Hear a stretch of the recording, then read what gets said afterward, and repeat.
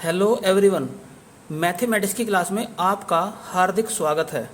हम टीजीटी और पीजीटी से संबंधित शॉर्ट ट्रिक का अध्ययन कर रहे हैं। शॉर्ट ट्रिक के द्वारा जब आप एग्जाम में क्वेश्चन सोल्व करेंगे तो आपके टाइम की बचत होगी और आप अच्छा स्कोर कर पाएंगे। आज हम बात करने जा रहे हैं general equation of second degree. तो इसकी शॉर्ट ट्रिक और इसकी सभी प्रॉब्लम्स इस वीडियो में सोल्व की जाएंगी। इस वीडियो को ध्यानपूर्वक अंत तक देखें क्योंकि यह वीडियो आपके लिए बहुत महत्वपूर्ण होने वाली है और एग्जाम में आज की इस वीडियो संबंधित क्वेश्चन जरूर आपको मिलेंगे। तो सबसे पहले देखते हैं कि general equation of second degree क्या होती है। अगर कोई equation ax square plus 2hxy plus by square plus 2gx plus 2fy plus c is equal to 0 की फॉर्म में है तो ऐसी इक्वेशन को general equation of second degree कहते हैं। इसके अंदर सेकंड डिग्री के टर्म भी हैं, फर्स्ट डिग्री के टर्म भी हैं और 0 डिग्री के टर्म भी हैं, इसलिए इसका नाम रखा गया है general equation of second degree. इस इक्वेशन के लिए डेल का फॉर्मूला ये है abc plus 2fgh minus af square minus bg square minus ch square, और इसे डिटर्मिनेंट के रूप में इस प्रकार से भी लिख सकते हैं। अब ये general equation of second degree जो है ये एक स्ट्रेट लाइन को या पेयर ऑफ स्ट्रेट लाइन को या सर्किल को या पैराबोला या एलिप्स या हाइपरबोला या रेक्टेंगल हाइपरबोला ये किसी को भी रिप्रेजेंट कर सकती है। इसकी कंडीशन है कुछ, वे कंडीशन क्या है उनके बारे में हम सविस्तार पूर्वक चर्चा करते हैं। नंबर एक बात, ये जो general equation of second degree है ये एक स्ट्रेट लाइन को रिप्रेजेंट करेगी। कब? यदि a की वैल्यू भी 0 हो जावे, b की वैल्यू 0 हो जावे और h की वैल्यू 0 हो जाए। सोच के देखो जरा, अगर ये पहले तीन टर्म इसमें से गायब हो जावे तो मिलेगा आपके पास में 2gx plus 2fy plus c is equal to 0। यानी कि ये इक्वेशन इस तरह की हो जाएगी जैसा आपने इक्वेशन पढ़ी होंगी ax plus by plus c is equal to 0। और ये लाइन जो है, ये जो इक्वेशन है एक स्ट्रेट लाइन को रिप्रेजेंट करती है। तो कहने का अर्थ ये हुआ कि general equation of second degree एक स्ट्रेट लाइन को रिप्रेजेंट करेगी यदि उसके अंदर a, b और h तीनों की वैल्यू 0 हो जाए और साथ ही साथ डेल्टा की वैल्यू 0 ना हो। दूसरी कंडीशन क्या है कि ये इक्वेशन एक पेयर ऑफ स्ट्रेट लाइन को रिप्रेजेंट करेगी यदि डेल की वैल्यू 0 हो जाए। इससे पहले लेक्चर में हमने आपको बताया था homogeneous equation of second degree, वहां पर भी पेयर ऑफ स्ट्रेट लाइन की बात चली थी, लेकिन वहां पर एक कंडीशन थी कि homogeneous equation of second degree थी उसमें एक कंडीशन होती है कि दोनों स्ट्रेट लाइन जो है वो ओरिजिन से पास होती हैं। लेकिन यहाँ पर पेयर ऑफ स्ट्रेट लाइन तो यहाँ पर भी है, लेकिन ये जरूरी नहीं है कि ये दोनों इक्वेशन जो है दोनों लाइन जो है ये ओरिजिन से पास हों। होमोजीनियस वाले में जरूरी थी कि दोनों जो स्ट्रेट लाइन है वो ओरिजिन से पास होनी जरूरी थी, लेकिन यहाँ पर जरूरी नहीं है।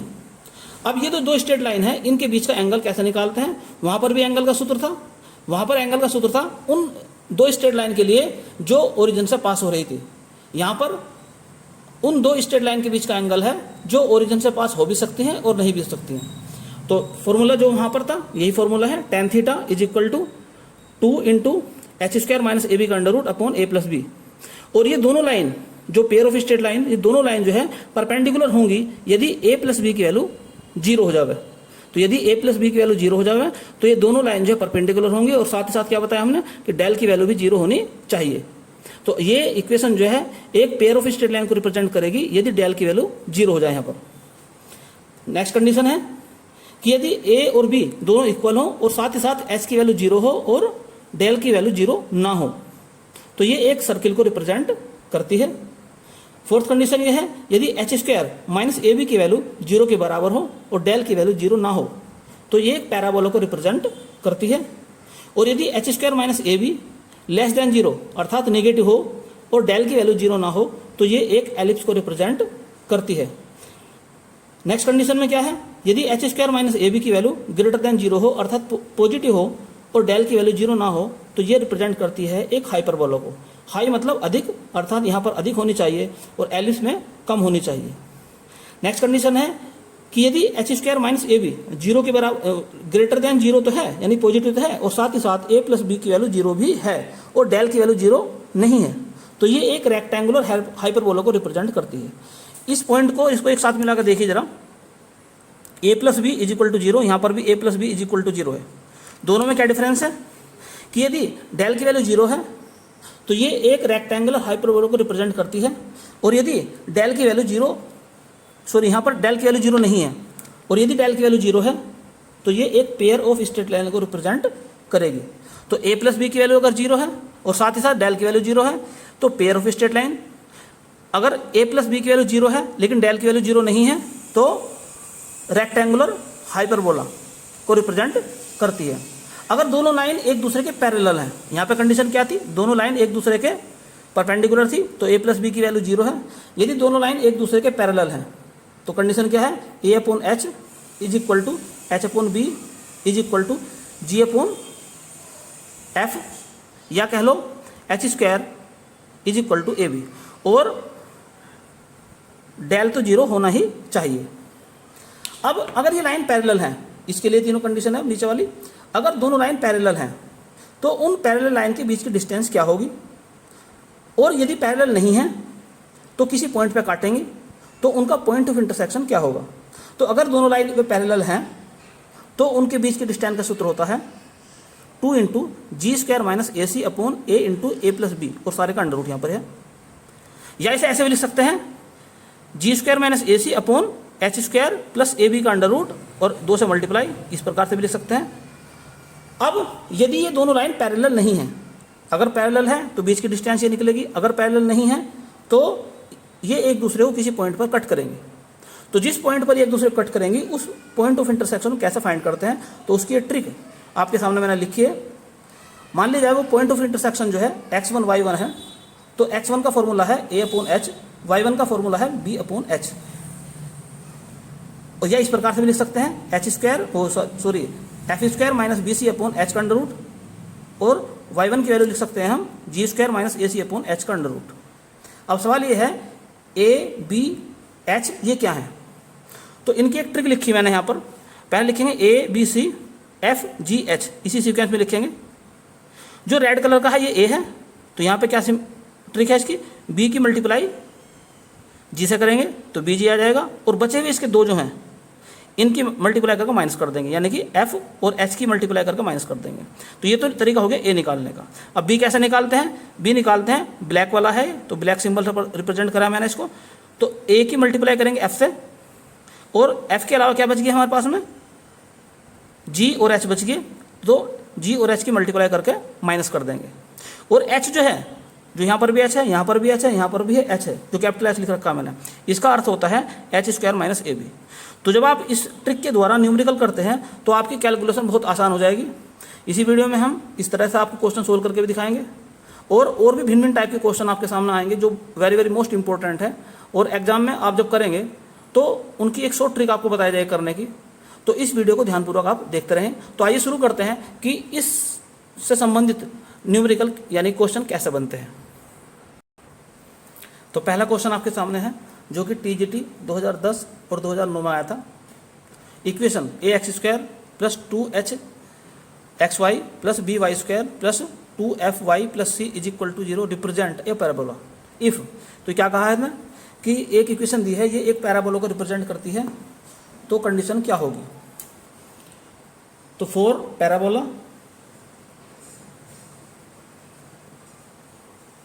तो पैराबोला की कंडीशन क्या होती है, H square minus A B की वैल्यू 0 के बराबर होनी चाहिए, और साथ ही साथ डेल की वैल्यू क्या हो, 0 के बराबर ना हो। अब चूंकि इसने लिखा है कि ये एक पैराबोला को रिप्रेजेंट करती है, तो कंडीशन है ही कि पैराबोला को रिप्रेजेंट करती है, तो डेल तो अपना 0 है ही नहीं। तो केवल इसमें कंडीशन हम क्या लिखेंगे, H square is equal to A B. तो इस प्रकार से इसमें ऑप्शन आ गया है आपका A B is equal to H square, यानी कि इसका ए ऑप्शन सही है। तो नेक्स्ट क्वेश्चन आपके सामने है जो कि TGT 2003 में आया था। इसने एक इक्वेशन दी है, कहा है कि ये पेयर ऑफ स्ट्रेट लाइन को रिप्रेजेंट करती है, और उन स्ट्रेट लाइन के बीच का जो एंगल है वो थीटा है, तो कोसेक स्क्वायर थीटा की वैल्यू फाइंड करनी है। तो सबसे पहले हम कंपेयर करके देखते हैं। तो ए की वैल्यू आ गई यहाँ पर 1, बी की वैल्यू ये ए है, इसमें बी आता है लैम्डा, और सी कॉन्स्टेंट 2। फिर हम देखते हैं एफ जी एच क्या है यहाँ पर, तो एफ यानी कि वाई का कोफिशिएंट, तो कितना हो जाएगा ये माइनस का f/2, और जी एक्स का कोफिशिएंट होता है तो 3/2, और h होता है एक्स वाई कोफिशिएंट माइनस का 3/2। अब इसके बाद में हम निकालते हैं डेल की वैल्यू। तो डेल का सूत्र आप जानते ही हैं, ABC plus 2FGH minus AF² minus BG² minus CH², और इसको जीरो के बराबर रखेंगे, सारी वैल्यू पुट करेंगे तो लैम्डा की वैल्यू निकल कर आ जाएगी यहाँ पर 2। आप इसे स्वयं करेंगे इतने काम को, तो लैम्डा की वैल्यू क्या आ गई 2, अर्थात बी की वैल्यू जो आ गई है 2 आ गई। अब क्या कहा उसने कि इन दो स्ट्रेट लाइन के बीच का जो एंगल है वो हमें फाइंड करना है पहले। तो tan थीटा लगाते हैं, तो tan थीटा का फॉर्मूला होता है 2h² minus AB upon A plus B। 2h² यानी कि 9/4 माइनस AB, A 1 है, B है 2, तो आ जाएगा 2 अपॉन A 1 प्लस 2, तो ये हो जाएगा आपका 1/4 का अंडर रूट और नीचे 3, तो यानी कि यहाँ पर ये कैंसिल हो जाएगा, तो 1/3 आ गया, और ये वैल्यू है tan की। तो हमने क्या देखा यहाँ पर tan theta is equal to 1/3। तो अगर ट्रायंगल में हम शो करें ऐसे तो ये हो जाएगा थीटा, इसके सामने का डिस्टेंस लंब यानी कि 1, और ये आधार यानी कि 3, तो इसका जो करण जो हो जाएगा वो हो जाएगा tan का अंडर रूट। हमें निकालना क्या है कोसेक, तो पहला साइन लिख लो, साइन होता है लंब बटे करण, तो 1/√tan। अब क्या कर देंगे हम, कोसेक निकाल देंगे, तो कोसेक थीटा √tan हो गया, उसमें लिखा कोसेक थीटा का स्क्वायर, तो cosec square theta is equal to tan, तो ऑप्शन आ गया इसका सी सही। तो नेक्स्ट क्वेश्चन आपके सामने है जो कि पीजीटी 2004 में आया था। एक इक्वेशन दी है, कहा है कि ये pair of perpendicular straight line को रिप्रेजेंट करती है, परपेंडिकुलर भी है और स्ट्रेट लाइन भी है को रिप्रेजेंट करती है। तो हमें जो ऑप्शन दे रखे K1 और K2 के लिए इनकी वैल्यू फाइंड करनी है। तो सबसे पहले हम देखते हैं कि A की वैल्यू क्या है यहाँ पर, A यानी कि x² कोफिशिएंट 1। अब चूंकि A इसमें भी आया है तो इसे हमने A डैश का नाम दे दिया। अब निकालते हैं B है K1 y² कोफिशिएंट, फिर निकालते हैं C यानी कांस्टेंट, इस कांस्टेंट को इधर ले आएंगे तो हो जाएगा ये -a²। इसके बाद लिखते हैं FGH, तो H क्या है XY का कोफिशिएंट, तो XY इसके अंदर नहीं है 0। G क्या है X का कोफिशिएंट, तो X भी नहीं है 0। F होता है Y का कोफिशिएंट, Y इसमें है 2K है, तो F आ जाएगा इसके अंदर K2। अब क्वेश्चन में लिखा है कि ये परपेंडिकुलर लाइन को रिप्रेजेंट करता है, तो लाइन कैसी है परपेंडिकुलर, इसका मतलब ये हो गया A plus B is equal to 0। तो A डैश मतलब 1 और B मतलब K1 बराबर 0। तो इस प्रकार हमने देखा कि K1 की वैल्यू -1 आ गई, तो K1 की वैल्यू कितनी आ गई -1। तो पहला ऑप्शन और दूसरा ऑप्शन तो है ही नहीं, अब केवल 2 ऑप्शन रह गए। अब क्या काम करते हैं कि ये पेयर ऑफ स्ट्रेट लाइन को रिप्रेजेंट करती है, इसका मतलब इसके डेल की वैल्यू जो 0 होनी चाहिए। अब डेल का फॉर्मूला क्या है, ABC plus 2FGH minus AF² minus BG² minus CH² is equal to 0। Value put करो इसके अंदर, ABC इन तीनों का K1 की वैल्यू तो -1 आई गई, तो जब इसकी मल्टीप्लाई करेंगे तो इसकी मल्टीप्लाई इसमें करेंगे -1 और ये माइनस प्लस हो जाएगा, तो A² रहेगा यहाँ पर आ जाओ, H 0 है तो हो जाएगा 0, A डैश तो 1 है और F कितना है K2 का स्क्वायर माइनस BG कितना 0, CH कितना 0 इज इक्वल टू 0। तो इस प्रकार हमने देखा कि A² माइनस K2 का स्क्वायर इज इक्वल टू 0, या यूँ कहें K2 का square is equal to A का स्क्वायर, या इस प्रकार भी कह सकते हैं कि K2 is equal to +- A। तो तो K2 की वैल्यू प्लस ए बी है और K2 की वैल्यू माइनस ए बी है। तो इसमें ऑप्शन सी और डी दोनों ऑप्शन सही हैं। K2 की वैल्यू यहाँ पर कितनी है, माइनस ए, यहाँ पर कितनी है, ए, तो दोनों ऑप्शन इसमें सही हैं। नेक्स्ट क्वेश्चन आपके सामने है जो कि पीजीटी 2011 में आया था। इसने क्वेश्चन कहा है कि ये एक सर्किल को रिप्रेजेंट करता है, तो सर्किल की कंडीशन क्या होती है। तो आप जानते हैं कि सर्किल के लिए ए की वैल्यू बी के बराबर हो और साथ में एच की वैल्यू बराबर 0 के हो और डेल की वैल्यू 0 ना हो। तो सर्किल के लिए कौन सी कंडीशन लागू हो जाएगी, ए इजिकल टू बी और एच इजिकल टू 0 और डेल की वैल्यू 0 नहीं। तो इसमें ऑप्शन हो जाएगा इसका सी। तो नेक्स्ट क्वेश्चन आपके सामने है जो कि पीजीटी 2001 में आया था। एक इक्वेशन लिखी है यहाँ पर। इसने कहा कि ये किसको रिप्रेजेंट करती है, हाइपरबोला को, एलिप्स को, सर्किल को या पैराबोला को। ऑप्शन के अंदर पेयर ऑफ स्ट्रेट लाइन नहीं है, तो इसका ये अर्थ होता है कि ये पेयर ऑफ स्ट्रेट लाइन को रिप्रेजेंट नहीं करती है, अर्थात डेल निकालने की यहाँ बिल्कुल भी आवश्यकता नहीं है। केवल आपको H square minus A B की वैल्यू फाइंड करनी है। तो पहले हम देखते हैं ए क्या है यहाँ पर। तो ए की वैल्यू कितनी है, 16, बी की वैल्यू यानी कि वाई स्क्वायर का कोफिशिएंट 9 और एच है एक्स वाई के कोफिशिएंट का हाफ यानी कि माइनस का 12। अब हमें निकालना क्या है, केवल H square minus A B की वैल्यू फाइंड करते हैं। एच स्क्वायर यानी कि 144 माइनस ए बी यानी कि 16 इंटू 9, तो 144 माइनस 144 इज इक्वल टू 0। तो हमने क्या देखा कि H square minus A B की वैल्यू 0 के बराबर आ गई, और यदि H square minus A B की वैल्यू 0 के बराबर होती है तो ये एक पैराबोला को रिप्रेजेंट करती है। एक तरीका तो इसका ये है। एक दूसरा तरीका भी है इसका कि जब भी इस तरह का क्वेश्चन कोई आवे तो आप उसमें जो सेकंड डिग्री के टर्म है उनको परफेक्ट स्क्वायर बनाने की कोशिश कीजिए। तो यदि वो पैराबोला को रिप्रेजेंट करेगी तो ये गारंटी है कि जो उसमें सेकंड डिग्री के टर्म है वो एक परफेक्ट स्क्वायर बनाएंगे। कैसे, तो देखिए इसको भी सेकंड मेथड इसका या शॉर्ट ट्रिक कह लो इसे।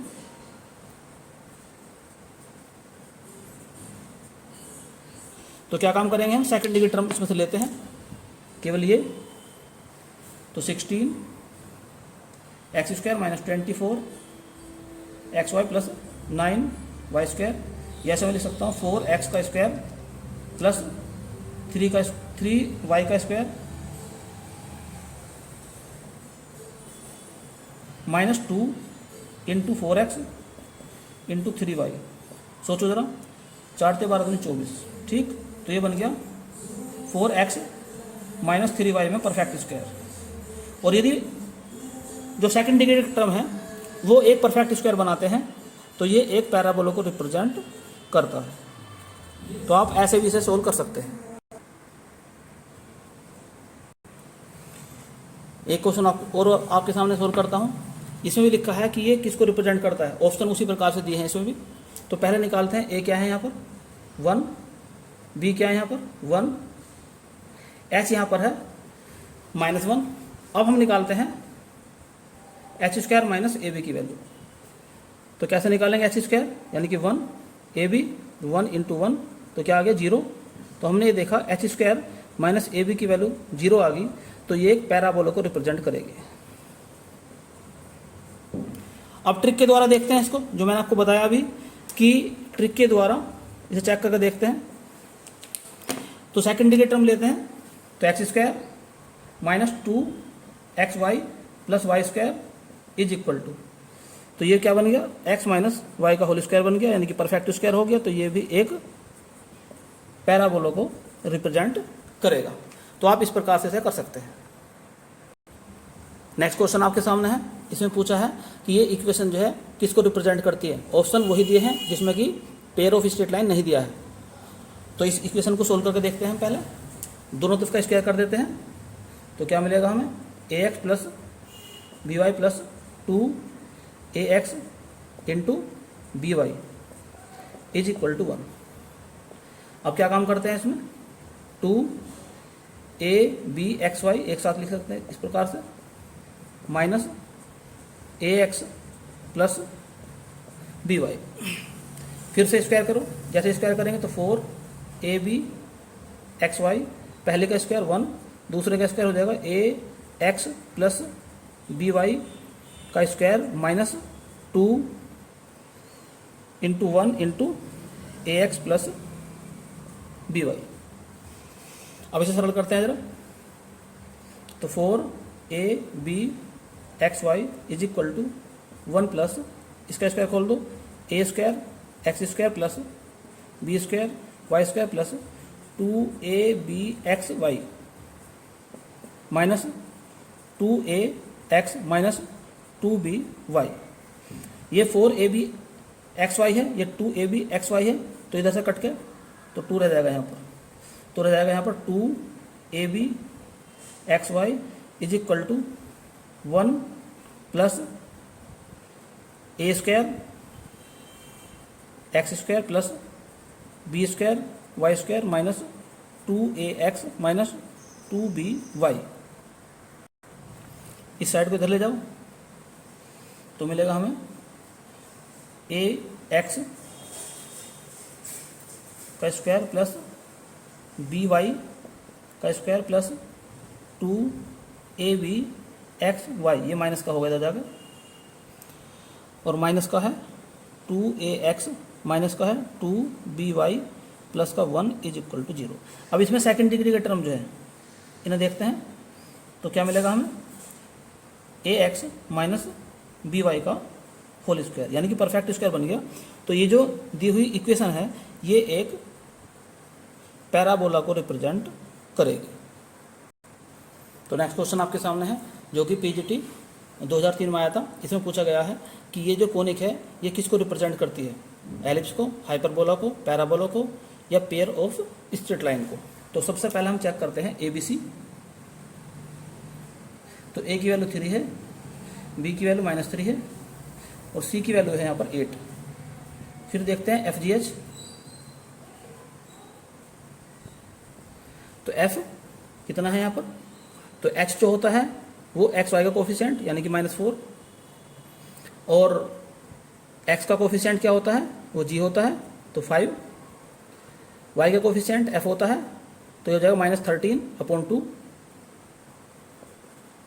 अब निकालते हैं डेल की value, ABC plus 2FGH minus A F square B G square minus C H square. तो जब इसे सोल्व करेंगे हम तो सोल्व करने के बाद में आ जाएगा 33/4 जो कि 0 के बराबर नहीं है।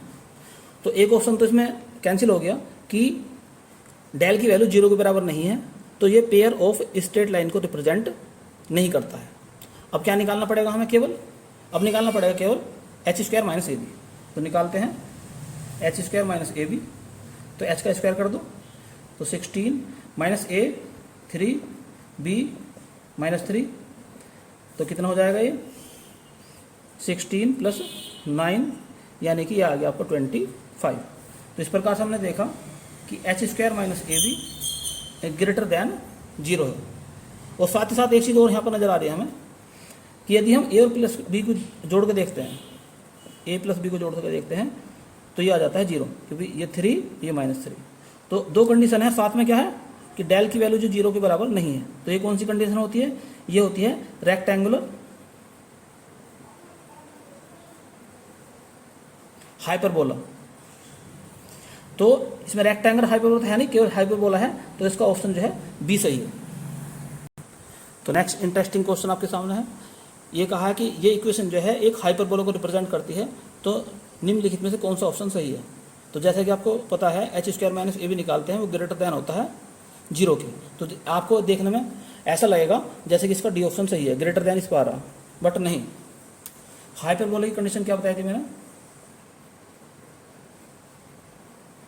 हाइपरबोला की कंडीशन होती है h square minus AB greater than 0, या यूँ कहें h square greater than AB, या यूँ कहें 0 greater than AB minus H, अर्थात AB माइनस H की वैल्यू, H स्क्वायर की वैल्यू लेस दैन किसकी है 0 की। तो ऑप्शन कौन सा आ गया इसमें, बी।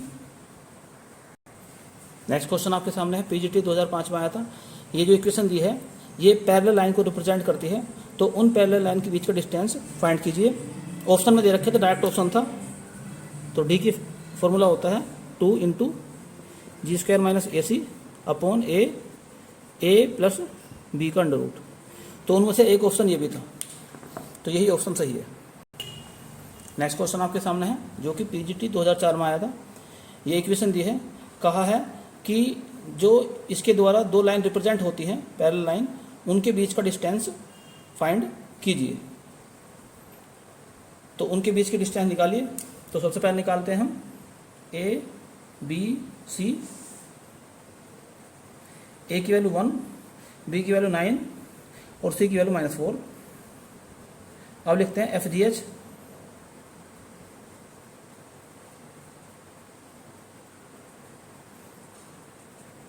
तो एफ क्या होता है तो पहले एच से शुरुआत करो। एच होता है एक्स वाई कोफिशिएंट -3, और जो एक्स का कोफिशिएंट होता है वो होता है जी, तो यहाँ हो जाएगा 3/2 और ये हो जाएगा -9/2। अब बीच के डिस्टेंस का फॉर्मूला लगाओ। D is equal to 2 G square minus A C upon A और ए प्लस बी इसका अंडर रूट। तो चलिए वैल्यू पुट करते हैं इसके अंदर। जी है 3/2, तो 9/4 माइनस ए सी, ए की और सी की मल्टीप्लाई करो तो हो जाएगा -4। तो यहाँ पर लिखेंगे हम प्लस का 4। नीचे क्या है ए यानी कि 1, ए प्लस बी 9 और 10 हो जाएगा नीचे, और सारे का हो रहा है अंडर रूट। तो क्या मिलेगा हमें 25/4 और नीचे है 10 फिर, और यहाँ पर 2 भी है ये। तो 2 जब बाहर निकलेगा इससे तो ये कैंसिल हो जाएगा। तो क्या मिला केवल 25/10। 5 से इसको काट लो तो 5 जा और 5 2 जा, तो ये इसका आंसर है। तो नेक्स्ट क्वेश्चन आपके सामने है जो कि पीजीटी 2011 में आया था। पूछा है कि ये पेयर ऑफ स्ट्रेट लाइन को रिप्रेजेंट करता है, उनके बीच का डिस्टेंस फाइंड कीजिए। तो निकालते हैं यहाँ पर ए बी और सी। तो ए कितना है 1, बी 2 और सी कितना है 1। अब लिखते हैं एफ जी एच। तो एच होता है एक्स वाई कोफिशिएंट, तो √2। जी होता है एक्स का कोफिशिएंट, तो ये हो जाएगा 2।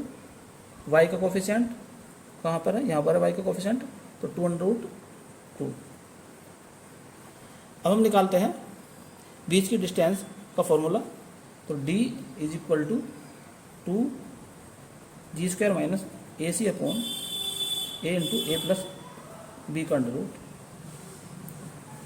तो जी का स्क्वायर करो 4 माइनस ए सी, ए और सी 1 अपॉन ए तो 1 है, बी 2 है, तो 2 1 3 हो जाएगा नीचे।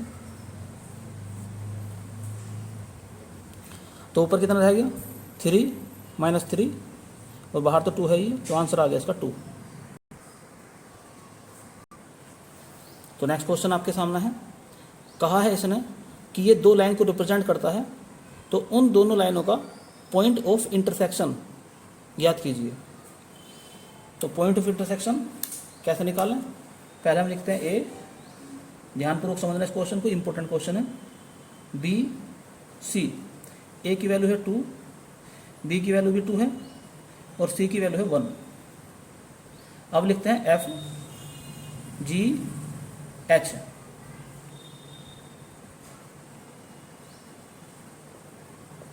तो एफ कितना है 3/2 यानी कि वाई का कोफिशिएंट, जी है एक्स का कोफिशिएंट माइनस का 3/2, एच है एक्स वाई का कोफिशिएंट यानी कि माइनस का 5/2। अब हम क्या काम करते हैं, जो हमारा फॉर्मूला है पॉइंट ऑफ इंटरसेक्शन का, वो फॉर्मूला होता है x1 y1 is equal to a/h plus वो कोमा बी अपॉन एच। तो अब हम देखते हैं ए भी कैसे निकालते हैं और एच कैसे निकालते हैं। तो आइए सबसे पहले निकालते हैं एच। तो एच निकालने का फॉर्मूला है H square minus A B. तो एच का स्क्वायर करो 25 अपॉन 4, ए बी करो इन दोनों मल्टीप्लाई 4, तो ये कितना आ जाएगा 9 अपॉन 4 आ जाएगा। अब क्वेश्चन है कि ए कैसे निकालते हैं। तो मैंने आपको ट्रिक बताई थी ए निकालने की कि बी इसमें मल्टीप्लाई कर देंगे और इनके आपस में कहने का अर्थ ये हो गया बी जी माइनस एफ एच, इससे निकालते हैं ए की वैल्यू। वैल्यू पुट करो, बी का मान कितना है 2 है, जी माइनस का 3/2 माइनस एफ 3/2, एच माइनस का 5/2। इस 2 से इस 2 कैंसिल कर लो, तो माइनस का 3 प्लस का 15 अपॉन 4, तो ये रह जाएगा आपका 3/4। तो आपने ए निकाल दिया, ए की वैल्यू आ गया 3/4। अब निकालते हैं बी। बी निकालने की ट्रिक क्या बताई थी मैंने आपको, दूसरे पेन का इस्तेमाल करता हूँ। ए की मल्टीप्लाई करेंगे एफ से, अब बचे कौन रहेगी, जी और एच रहेगी, इनकी मल्टीप्लाई माइनस कर देंगे। तो बी का फॉर्मूला है A F minus ji H. तो रखिए जरा, ए की वैल्यू 2, एफ कितना है 3/2 माइनस जी माइनस 3/2 और एच कितना है, ऐसे आपका माइनस का 5/2। यहाँ पर भी 2 कैंसिल हो गया, तो क्या मिला आपकी बार 3, ये माइनस है, ये माइनस है, तो बीच में माइनस ही बचेगा। तो 15/4 यानी कि अब की बार बच गया माइनस का 3/4। तो आप लिख सकते हैं पॉइंट ऑफ इंटरसेक्शन, अर्थात x1 आपका हो जाएगा a अपॉन एच। तो a कितना है आपका, a आपका 3/4, h कितना निकाला था आपने 9/4, तो यानी कि 3/9 अर्थात 1/3। y1 लिखा जाएगा b अपॉन एच से, तो b कितना निकाला आपने माइनस का 3/4 और ये है 9/4, तो माइनस का 3/9 यानी कि माइनस का 1/3। तो इस प्रकार से जो पॉइंट ऑफ इंटरसेक्शन आ गई x1 y1 वे आ जाएंगे आपका 1/3 माइनस 1/3। यही इसका फाइनल आंसर है। इंपॉर्टेंट क्वेश्चन है, ध्यानपूर्वक समझना आप इसे। नेक्स्ट इंपॉर्टेंट क्वेश्चन आपके सामने है, the sum of distance of a moving point from the point 3 0 and -3 0 is equal to 12, then the locus of the point is. जो उसका पॉइंट का लोकस है वो एक सर्किल होगा, पैराबोला होगा, एलिप्स होगा या पेयर ऑफ स्ट्रेट लाइन होगा। एक्चुअल में जो ये क्वेश्चन आया था एग्जाम में, उसमें यहाँ पर ये ऑप्शन नहीं दिए हैं, ये मैंने अपने पास से लिखे हैं ऑप्शन। उसमें यहाँ पर इक्वेशन दे रखी हैं और वो इक्वेशन एलिप्स की हैं और नन ऑफ दीज भी उसमें। लेकिन ये क्वेश्चन इंपॉर्टेंट है, इस टाइप से क्वेश्चन एग्जाम में आने की संभावना है। एक क्वेश्चन और भी कराऊंगा इस टाइप का मैं। तो इसे करने की एक ट्रिक है। ये ट्रिक क्या है, आप इस चीज़ को समझने की कोशिश करो कि सबसे पहले हम काम करते हैं कि डायग्राम बनाते हैं और ये पॉइंट शो करते हैं डायग्राम पे। तो पॉइंट क्या दे रखे हैं, एक तो 3 दिया है, ये एक्स अक्ष है, ये वाई अक्ष है। तो 3 0 ये कहाँ पर होगा, इधर होगा कहीं ना कहीं 3 0। दूसरा यहाँ से दिया है -3 0। जब भी ऐसे पॉइंट दिए हों एक्स अक्ष पे या वाई अक्ष पे दे रखे हों कि दोनों तरफ के न्यूमेरिकल वैल्यू समान हो, इधर 3 है तो इधर भी 3 है, लेकिन माइनस और प्लस का डिफरेंस है, यानी कि ओ से जितनी डिस्टेंस ये है ओ से उतनी डिस्टेंस ये है। तो आप इन पॉइंट का नाम रख दो एस और एस डैश, एस डैश इनका नाम रख सकते हैं। और एक मूविंग पॉइंट है कहीं भी, पता नहीं कहाँ पर है, मान लो यहाँ पर है पी। इसके कोऑर्डिनेट हमने मान लिए हैं एक्स, वाई। अब क्वेश्चन में लिखा है कि इस बिंदु P की S से डिस्टेंस, इस बिंदु P की S डैश से डिस्टेंस का जो सम है वो 12 के बराबर है। तो उसने कहा है कि P का लोकस यानी कि बिंदु पथ ज्ञात कीजिए। तो सबसे पहले हम लिखते हैं PS, दो बिंदुओं के बीच की दूरी यानी कि डिस्टेंस बिटवीन 2 पॉइंट्स, तो x -3 का स्क्वायर प्लस y -0 यानी कि y का स्क्वायर। अब निकालते हैं PS डैश, तो x, ये x है, ये करेंगे प्लस हो जाएगा, और ऐसे यहाँ पर हो जाएगा y स्क्वायर। ये अब क्वेश्चन में क्या दिया है, क्वेश्चन में दिया है PS plus PS dash is equal to 12। क्या दिया है इसमें, यहाँ का 12 दिया है।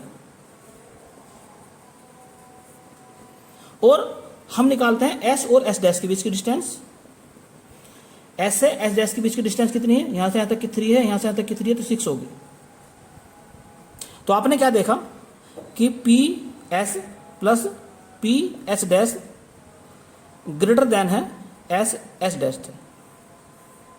अगर PS प्लस PS डैश की वैल्यू S डैश से ग्रेटर है तो याद रखना इसका बिंदु पथ यानी कि इसका लोकस एक एलिप्स होगा। क्या होगा, एलिप्स।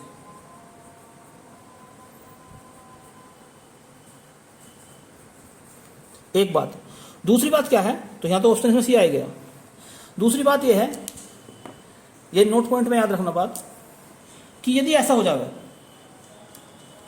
क्या हो जाएगा कि PS प्लस PS डैश की वैल्यू S डैश के बराबर हो जाएगा, तो उस टाइम पर ये पेयर ऑफ लाइन को रिप्रेजेंट करेगा या लाइन को रिप्रेजेंट करेगा।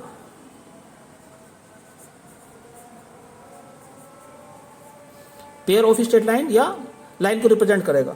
और इस वाले केस में जो यहां पर चित्र दिखा रखा, इसमें ये बिंदु P जो है फिर x अक्ष पर होगा। बिंदु P कहां पर आ जाएगा, x अक्ष पे, तो ये इस x अक्ष पर मूव करेगा ऐसे। तो इस बिंदु P का जो बिंदु पथ होगा यहां पर वो हो जाएगा x अक्ष, और x अक्ष का अर्थ होता है y = 0। तो यहां पर इसका जो बिंदु पथ होगा यानी कि लोकस जो होगा वो x अक्ष होगा, और ये एक एलिप्स को रिप्रेजेंट करता है। इसी प्रकार का एक क्वेश्चन मैं आपको दिखाता हूँ, और एग्जाम में आया था, वो भी इसी टाइप का क्वेश्चन था वो भी। नेक्स्ट इंपॉर्टेंट क्वेश्चन आपके सामने है। इसमें पूछा है कि ये जो इक्वेशन है किसको रिप्रेजेंट करती है, सर्किल को रिप्रेजेंट करती है, पेयर ऑफ स्ट्रेट लाइन को रिप्रेजेंट करती है, पैराबोला को रिप्रेजेंट करती है, या एलिप्स को रिप्रेजेंट करती है। तो करने का जो प्रॉपर तरीका क्या है इसका, आप दोनों तरफ का स्क्वायर करेंगे, फिर दोबारा स्क्वायर करेंगे, और एक इक्वेशन बन जाएगी जो general equation of second degree की होगी। फिर आप उसमें डेल निकाल लेंगे, फिर डेल 0 अगर आ गया है तो कहेंगे पेयर ऑफ स्ट्रेट लाइन है, अगर 0 नहीं है फिर आप निकालेंगे h² - AB, वो चेक करेंगे। लेकिन इन सब झंझट में नहीं पड़ना आपको, केवल और केवल जो मैंने अभी ट्रिक बताई थी उस पर ध्यान देना आपको, कि जो पहला भी थोड़ी देर पहले मैंने क्वेश्चन करा था बिल्कुल उसी की तरह का क्वेश्चन है। ये x एक्सिस है, ये है y एक्सिस, ये हो गया ओरिजिन। एक पॉइंट यहाँ पर है S जिसे हम नाम दिया था अभी, तो ये है 2,0। दूसरा पॉइंट उतनी डिस्टेंस पर यहाँ पर है S डैश -2,0। और बिंदु P कहीं पर भी मान लो, यहाँ पर P जिसके कोऑर्डिनेट हमने मान लिए x, y, और उसमें लिखा है, अभी देखना इसमें सामने आ जाएगी बात आपकी। अभी पहले आप PS निकालो, क्या बनेगा, तो PS यानी x -2 का स्क्वायर प्लस y -0 का स्क्वायर। अब निकालते हैं PS डैश, तो x -2 स्क्वायर प्लस y -0, ये आ गया आपका। अब क्वेश्चन में क्या लिखा, ध्यान से देखो जरा, ये पहले वाला हो गया, ये तो एक्चुअल में क्या है, ये तो हो गया PS आपका, ये आपका हो गया PS डैश। तो क्या दिया क्वेश्चन में, क्वेश्चन में लिखा है PS plus PS dash is equal to 4। ये बात गिवन है। और हमारे हिसाब से क्या निकल कर आती है, एस से लेके एस तक की डिस्टेंस, तो एस से लेके एस डैश तक की डिस्टेंस कितनी आएगी, एस से ओ तक की 2 है, यहाँ से यहाँ तक की भी 2 है, तो कितनी आ जाएगी 4। ये हमने क्वेश्चन से निकाल लिया, या चित्र के द्वारा समझ लो, ये हमने चित्र से देख ली बात इतनी। यहाँ पर हम क्या देखते हैं कि P S plus P S dash की वैल्यू जो है एस एस डैश के बराबर आ गई। तो यदि P S plus P S dash की वैल्यू एस एस डैश के बराबर आती है तो ये पेयर ऑफ स्ट्रेट लाइन या केवल स्ट्रेट लाइन को रिप्रेजेंट करती है, पेयर ऑफ स्ट्रेट लाइन को रिप्रेजेंट करेगी। और आपके चित्र के हिसाब से वो लाइन क्या होगी, वो लाइन हो जाएगी आपकी एक्स एक्सिस, क्योंकि वास्तव में बिंदु P यहाँ पर नहीं है, ये बिंदु P क्योंकि डिस्टेंस बिल्कुल दोनों इक्वल हैं, तो ये बिंदु P जो है कहीं पर एस एक्स अक्ष पर है, यहाँ पर है। तो आप सोच के देखो जरा कि P से यहाँ तक की डिस्टेंस 2, P से यहाँ तक की डिस्टेंस 2, तो कुल मिलाकर डिस्टेंस कितनी होगी 4, और 4 इसमें दी है। अगर ये बिंदु P मान लो यहाँ पर आ जाए और यहाँ मान लो यहाँ से यहाँ तक की डिस्टेंस 1 होगी, तो यहाँ से यहाँ तक की डिस्टेंस कितनी 3 हो जाएगी, ये 3 हो जाएगी यहाँ से यहाँ तक की, इधर कितनी है 1 रह जाएगी, तो कुल डिस्टेंस कितनी होगी 4, ये आगे 4। ये इस प्रकार से कहीं भी हो सकता है बिंदु P इस पर। तो ये जो पॉइंट P है इसका जो लोकस यानी कि बिंदु पथ जो है वो एक्स अक्ष होगा, क्या हो जाएगा एक्स अक्ष। और एक्स अक्ष की इक्वेशन होती है y इज इक्वल टू 0, 2 बार लिख सकते हैं चाहो तो, y इज इक्वल टू 0, या यूँ कहें Y square is equal to 0। तो जब आप ये क्वेश्चन दोनों तरफ का स्क्वायर करके सोल्व करेंगे तो जो आपकी इक्वेशन निकल कर आएगी वो आएगी Y square is equal to 0, या ऐसे लिख सकते हैं फिर y 0 और y 0, यानी कि ये जो हो जाएगी पेयर ऑफ स्ट्रेट लाइन को हम मान सकते हैं। हालांकि ये पेयर नहीं है, एक ही स्ट्रेट लाइन है और दूसरी स्ट्रेट लाइन भी इसी के ऊपर है, तो दोनों स्ट्रेट लाइन जो है एक दूसरे के ऊपर है ये। तो ये जो पॉइंट P है इसका जो बिंदु पथ हो जाएगा वो एक स्ट्रेट लाइन हो जाएगा। तो यहाँ पर जो ऑप्शन दिए हैं सर्किल, पैराबोला, एलिप्स या पेयर ऑफ स्ट्रेट लाइन, तो आपका ऑप्शन कौन सा आ जाएगा इसमें, पेयर ऑफ स्ट्रेट लाइन। तो नेक्स्ट क्वेश्चन आपके सामने है, इसमें लिखा है कि 2 लाइनें दी हैं, इनके बीच का एंगल फाइंड कीजिए। तो पहले निकालते हैं इनकी m निकालते हैं।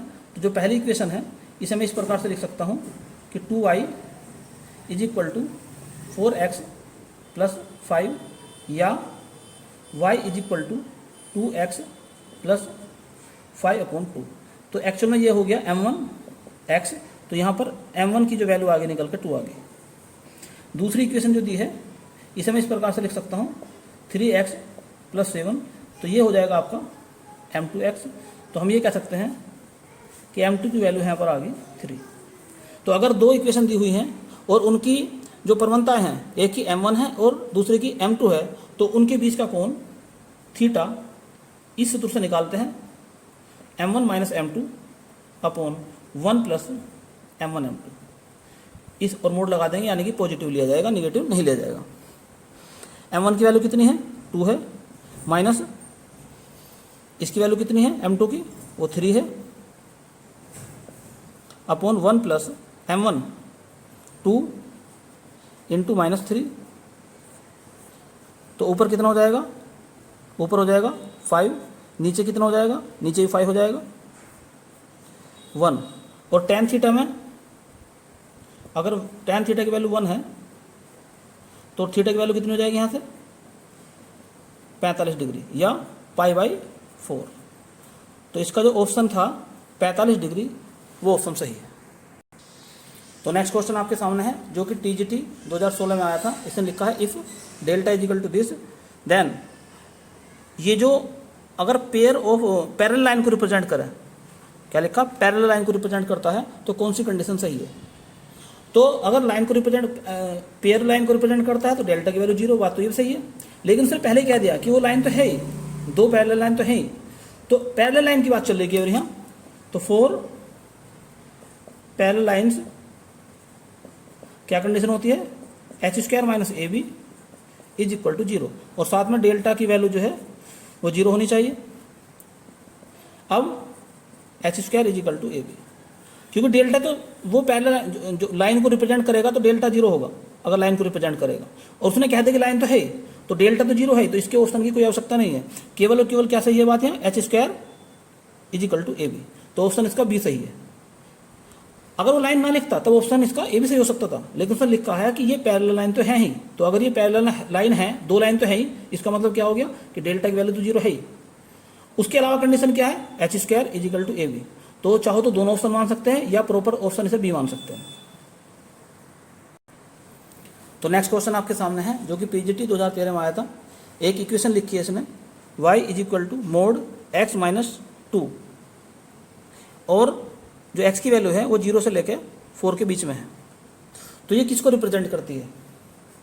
तो ऑप्शन उसने दिए हैं कि ये एक स्ट्रेट लाइन को रिप्रेजेंट करती है, ये एक सर्किल को जिसकी रेडियस 2 है उसे रिप्रेजेंट करती है, और तीसरा ऑप्शन है कि ये हाइपरबोला को रिप्रेजेंट करती है, और चौथा ऑप्शन है ये एक pair of straight line segment को रिप्रेजेंट करती है। तो चलिए शुरुआत करते हैं इसकी। तो सबसे पहले हम सोचते हैं क्या लिखें इसमें, तो y is equal to x minus 2 का मोड। इसका मीनिंग क्या है, पहले इसका मीनिंग समझते हैं। एक्चुअल में ये दो बातों को रिप्रेजेंट करता है, एक तो ये है कि x माइनस 2 को रिप्रेजेंट करेगा, एक रिप्रेजेंट करेगा माइनस x माइनस 2 की। जब ये x माइनस 2 को रिप्रेजेंट करेगा अर्थात पॉजिटिव होगा जब ये, तो उस कंडीशन में क्या होगा कि x minus 2 greater than equal to 0 होगा, और जब ये माइनस होगा, ये कब होगा, जब x minus 2 less than equal to 0 होगा। एक्चुअल में ये मोड x की वैल्यू होती है, मैंने पहले बताया था आपको कि मोड x की वैल्यू x होगी या माइनस x होगी। x कब होगी, जब x की वैल्यू ग्रेटर देन 0 होगी, और माइनस x कब होगी, जब x लेस देन 0 होगी। तो इसका मीनिंग क्या हो गया, इसका मीनिंग ये हो गया कि x ग्रेटर देन 2, x की वैल्यू 2 से बड़ी है। बात तो सही है कि x की वैल्यू 2 से बड़ी है, लेकिन साथ में उसने लिखा है, यहाँ कंडीशन लिख रखी है x की वैल्यू 4 से छोटी होनी चाहिए। 2 से तो बड़ी हो लेकिन 4 से छोटी हो, तो यहाँ पर कंडीशन क्या बन गई कि x की वैल्यू 2 और 4 के बीच में होगी। तो यदि x की वैल्यू 2 और 4 के बीच में है तो फिर y का फॉर्मूला बन जाएगा x माइनस 2। दूसरी कंडीशन में ध्यान देते हैं, इसका मीनिंग है x लेस देन 2, x की वैल्यू 2 से कम होनी चाहिए। अब 2 से कम कितनी हो सकती है, क्या लिखा उसने, कम से कम वैल्यू 0, 0 से नीचे नहीं जा सकते, तो 2 से कम क्या हो सकती है, 0 हो सकती है। तो कहने का अर्थ ये हो गया कि यहाँ पर x की वैल्यू हो जाएगी 0 से लेकर 2 के बीच में। तो इस प्रकार से ये बात सामने आई कि y के दो फॉर्मूले बन गए।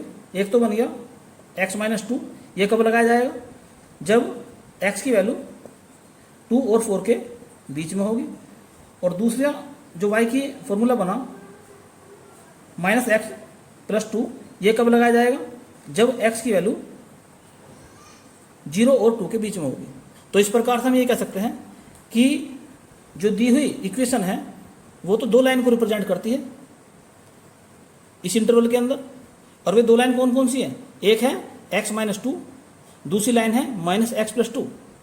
तो कहने का अर्थ ये हो गया कि जो दी हुई इक्वेशन है वो पेयर ऑफ स्ट्रेट लाइन को रिप्रेजेंट करती है, जोड़े को, स्ट्रेट लाइन के जोड़े को, पेयर ऑफ स्ट्रेट लाइन। तो आंसर इसका हो जाएगा pair of straight line segment. Next question आपके सामने है जो कि टीजीटी 2013 में आया था। The graph of a linear equation in 2 variable, ये किसको रिप्रेजेंट करती है, ये एक स्ट्रेट लाइन को रिप्रेजेंट करती है, क्योंकि ऐसी इक्वेशन आपने पढ़ी है ax plus by plus c is equal to 0। इसमें दो वेरिएबल हैं x और y, तो ये 2 वेरिएबल की इक्वेशन है, और ये इसका हम ग्राफ खींचना सीख चुके हैं पहले से। ये एक स्ट्रेट लाइन को रिप्रेजेंट करती है, या इस प्रकार की इक्वेशन पढ़ी है आपने, y is equal to mx plus c। तो यहाँ पर भी दो वेरिएबल हैं x और y, या आपने ऐसा पढ़ा है x cos alpha plus y sine alpha is equal to p, या आपने यही पढ़ा है x upon a plus y upon b is equal to 0 is equal to 1। तो ये सभी जो हैं 2 वेरिएबल की इक्वेशन है, और जितनी भी टू वेरिएबल की इक्वेशन होती हैं अगर वो लीनियर इक्वेशन है तो वो एक स्ट्रेट लाइन को रिप्रेजेंट करती हैं। तो इसका ऑप्शन हो गया बी सही। नेक्स्ट क्वेश्चन आपके सामने है, a variable straight line x upon a plus Y upon B is equal to 1 is such that a plus B is equal to 2 then the locus of the middle point of the line which is intercepted between the axis. तो क्या लिखा है इसमें question में कि ये एक जो स्ट्रेट लाइन दी हुई है इसकी इक्वेशन ये होती है x upon a plus Y upon B is equal to 1। तो इसका ये जो लाइन है ये इसे रिप्रेजेंट करती है। ये ओरिजिन हो गया, इसे हम मान सकते हैं a, इसे हम मान सकते हैं b, इसके कोऑर्डिनेट हो जाएंगे a, 0, इसके हो जाएंगे 0, b। अब क्वेश्चन में क्या लिखा है कि जो ये अक्षों के बीच जो कटा हुआ पार्ट है ए बी, इसका मिडिल पॉइंट जो है वो पॉइंट P है जिसके कोऑर्डिनेट एक्स वाई हैं। तो इस P का हमें लोकस फाइंड करना है कि इस P का लोकस क्या होगा, और उसकी एक शर्त लिखी है उसने कि a प्लस बी की वैल्यू जो 2 के बराबर है। तो सबसे पहले मिडिल पॉइंट का फॉर्मूला लगाते हैं हम। तो क्या होता है x is equal to a plus 0 यानी कि x1 प्लस x2 अपॉन 2। तो यहाँ से हमने देखा कि a की वैल्यू आ गई 2x निकल के। दूसरा लगाते हैं y is equal to 0 plus B upon 2। तो यहाँ से b की वैल्यू आ जाएगी 2y निकल के। और क्या गिवन है, ये गिवन है कि a plus B is equal to 2। तो a की वैल्यू कितनी है 2x है, b की वैल्यू है 2y इज इक्वल टू 2 से डिवाइड कर दो तो x plus Y is equal to 1। तो x plus Y is equal to 1 यानी कि डी ऑप्शन इसका सही है। तो इस वीडियो में केवल इतना ही। यदि ये वीडियो आपको पसंद आई हो या अच्छी लगी हो तो जो भी विचार हो आप कमेंट्स बॉक्स में लिख के ज़रूर बताएं, और इस वीडियो को अधिक से अधिक लाइक और शेयर भी करें, क्योंकि ज्ञान बांटने से बढ़ता है। जितना ज्ञान को खर्च करते हैं उतने ही ज्ञान में वृद्धि होती है।